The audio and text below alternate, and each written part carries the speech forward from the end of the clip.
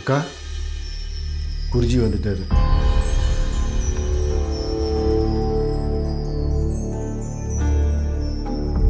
வணக்கம் குருஜி. வாங்க குருஜி. எப்படி உங்க காட்டன் ஃபேக்டரியில தீ விபத்து ஏற்பட்டுச்சு? ஷார்ட் சர்க்கிட்னு சொல்றாங்க. அதுல மொத்த மில்லும் தீப்பிடிச்சிச்சு குருஜி. தீ எனக்கு எவ்வளவோ போராடணும். கடைசியில எல்லாமே எரிஞ்சு சாம்பல் ஆயிடுச்சு. நஷ்டத்தை பத்தி கூட நாங்க கவலைப்படல. அந்த விபத்துல 10 பேருக்கு மேல உயிரிழந்துட்டாங்க. 25 பேருக்கு மேல கை கால் இழந்துட்டாங்க. கடைசியா அந்த ஃபேக்டரியவே மூட வேண்டியதா போச்சு. என் தாத்தா ஆரம்பிச்சு வச்ச மில்லு இப்போ என் அண்ணனும் அவர் மகனும் தான் பார்த்துட்டு இருக்காங்க. இதோ என் தம்பி, இவனுடைய எக்ஸ்போர்ட்ஸ் கார்மெண்ட்ஸ் எல்லாம் டோட்டலா கலாப்ஸ் ஆயிடுச்சு. இவன் என்னன்னா இந்த ஊர்ல இருக்க மாட்டேன், வெளிநாடுக்கு போறேன்னு சொல்றான். என் மகளை பாருங்க, நிச்சயதார்த்தம் நடக்க வேண்டிய சமயத்துல ஒரு பயங்கரமான ஆக்சிடென்ட்ல இந்த நிலைமைக்கு ஆளாயிட்டா. இவளோட பெரிய பொண்ணு அப்பா வேணாம் அம்மா வேணான்னு எங்களெல்லாம் உதறி தள்ளிட்டு வேற மதத்துக்காரனோட ஓடி போயிட்டா. போனவ 2 குழந்தைங்க பிறந்ததுக்கு அப்புறம் ஒரு ஃப்ளைட் கிராஷ்ல புருஷனும் பொண்டாட்டியும் இறந்துட்டாங்க. அன்னைக்கு ஆரம்பிச்ச பிரச்சனை தான் இன்னைக்கு வரைக்கும் நீடிச்சிட்டு இருக்கு.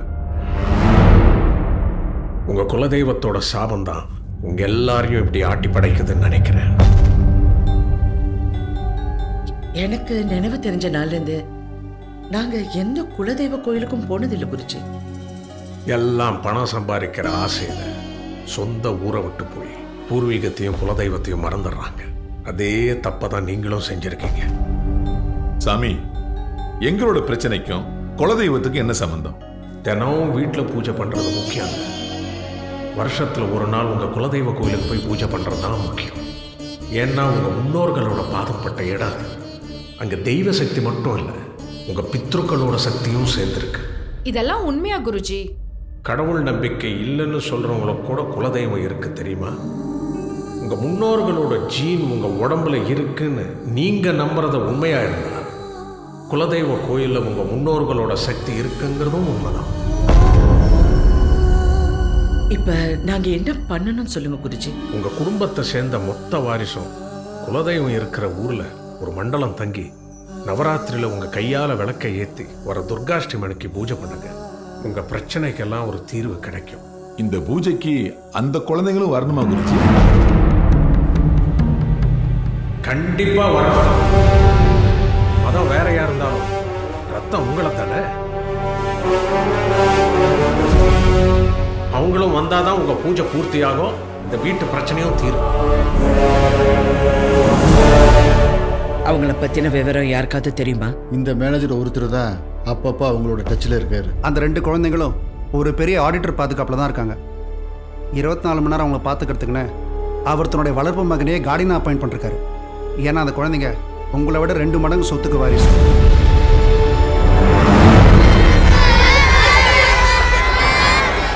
டேய், இன்னைக்கு நீ கொடுக்க போற தீர்ப்புல தான் உன் பேர குழந்தைங்க உயிரே இருக்கு. சட்டத்துல தர்மம் நியாயம் இது 2த்துக்கு முன்னாடி எனக்கு எதுவுமே பெருசு இல்ல. டேய், நான் போலீஸ் இருக்கிற தைரியத்துல பேசுறியா? எந்த கொம்பனால இந்த இடத்தை கண்டுபிடிக்க முடியாது. அநியாயமா உன் குழந்தைகளோட சேர்ந்து இந்த பஸ்ல இருக்கிற 40 குழந்தைகளை சாக போகுதுங்க.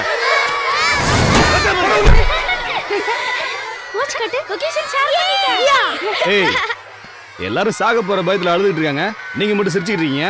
உங்களுக்கு பயமா இல்லையா? இல்லையா? உங்களை யார் வந்து காப்பாத்துறாங்கன்னு பார்க்கலாம். வர்றாரு எங்க காட் ஃபாதர். வரட்டும் வரட்டும்.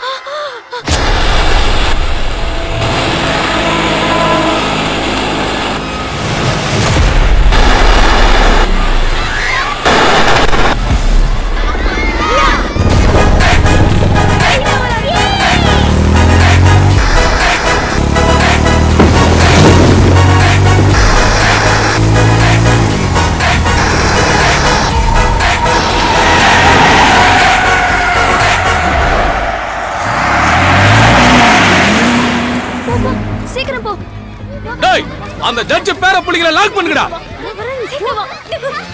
ஏய்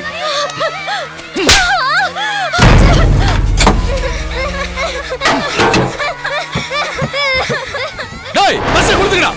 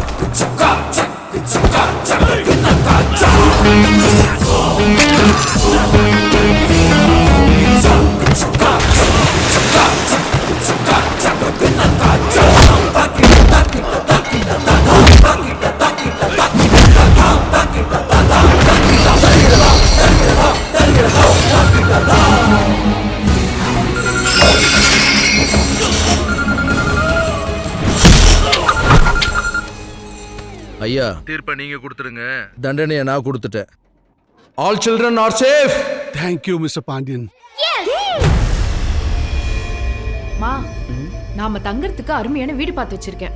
பார்த்தா வீடு மாதிரி தெரியலையே, ஒரு அரண்மனை மாதிரி இருக்கு. மாதிரி என்ன, அரண்மனையே தான். ஓ, வேட்டையபுர அரண்மனை. இதுலதான் நிறைய மிஸ்ட்ரி இருக்கும். ஏதாவது மிஸ்ட்ரியை தேடி ராத்திரி வீட்டுல சுத்திட்டு இருக்காத.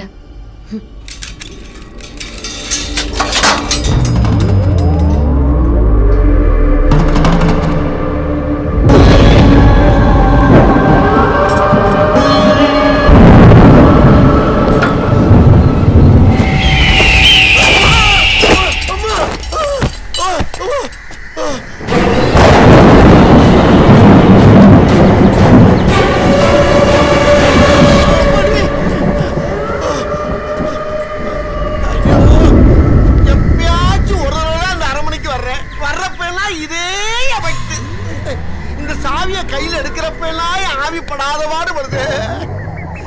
எப்பா நாதா, ஏ செந்தில் நாதா, நான் உனக்கு என்னையா பாவம் பண்ண? நீ எனக்கு ஏதாவது தர்மம் பண்ணணும்னு ஆசைப்பட்டிருந்தீங்கன்னா ஒரு 5 பொன் சங்கிலியை கழுத்துல போட்டுக்கலாம். சரி, அதுவும் இல்லையா ஒரு 5 ஏக்கர் நிலத்தை கொடுத்து விவசாயம் பண்ணி பொழைச்சுக்கலான்னு சொல்லியிருக்கலாம். சரி, அதுக்கும் உனக்கு மனசு வரலையா? ரோடு போடுற இல்ல, அதுல தாறு போடுற மிஷின் வச்சிருக்க பாரு, அதுல ஒரு டேமேஜ் மிஷினை கொடுத்துருந்தா கூட நான் ஒரு சந்து பந்தல ரோட போட்டு அது மேல ஒரு கோடை போட்டு என் வண்டியை வாழ்க்கையை ஓட்டிருப்பேன் நானு. இப்படி எதுவுமே இல்லாம அதி பயங்கரமான பங்களாவை என் பேர்ல எழுதி வச்சுட்டு இதை வித்து பொழைச்சுக்கலான்னு எனக்கு நானும் போயிட்டேன். நான் விற்கவும் முடியாம வைக்கவும் முடியாம பித்து பிடிச்சு போய் அலையறையா அலையறேன். இதுக்குள்ள 45 ரூமுக்கு மேல இருக்கான். நம்ம குடும்பத்துல இருக்கிற அத்தனை பேர் தங்கறதுக்கு இந்த அரண்மனையை விட்டா வேற எந்த ஒரு பெரிய இடமும் அங்க கிடையாது. அது மட்டும் இல்ல, இந்த அரண்மனையில இருந்து நம்ம குலதெய்வ கோவில் வெறும் 5 கிலோமீட்டர் தான். இந்த வீட்டை வாடகைக்கு எடுத்துக்கலாம் இல்ல விலைக்கு வாங்கிக்கலாம்னு சொல்லிருக்காங்க.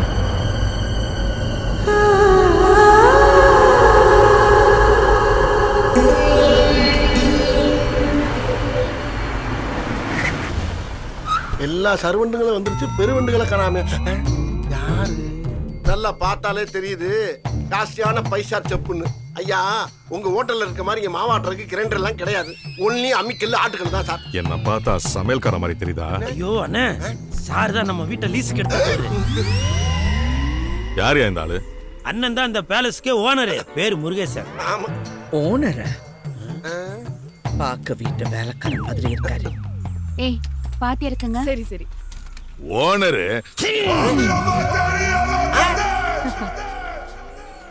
நம்ப மாட்டேங்கிறாங்களே. யார் யாரு எந்தெந்த ரூம்ல தங்கணும்னு யாராவது ஓனர் கிட்ட கேட்டீங்களா? வந்துட்டேன். ஐயா, சொல்ல மறந்துட்டேன். என்ன? இந்த பக்கம் போனீங்கன்னா எல்லா ரூம்லயும் எல்லா வசதியும் ஜெகஜோதியா இருக்கு. நீங்க நல்லா ஆடலாம், பாடலாம், ஓடலாம். ஆனா எக்காரணத்தை கொண்டோம் தெக்க மட்டும் போயிடாது. ஏன் அந்த பக்கம் போனா என்ன?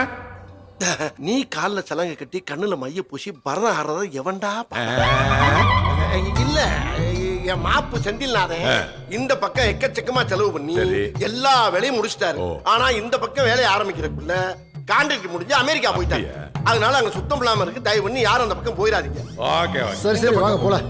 எப்பா இதாப்பா தெற்கு மக்கு, இந்த பக்கம் போ. தெற்கு உனக்கு தெரியாம ஒரு பிள்ளைய வளர்த்துருக்காங்க. ஏமாமா, வண்டியை கொஞ்சம் யூட்டர்ன் பண்ணுங்க. நீங்க 3 பேரும் இந்த பக்கமா அப்படியே உள்ள போனா அந்த பக்கமா பேச்சலி ரூம் ஒண்ணு இருக்கும். அங்க போய் தங்குங்க.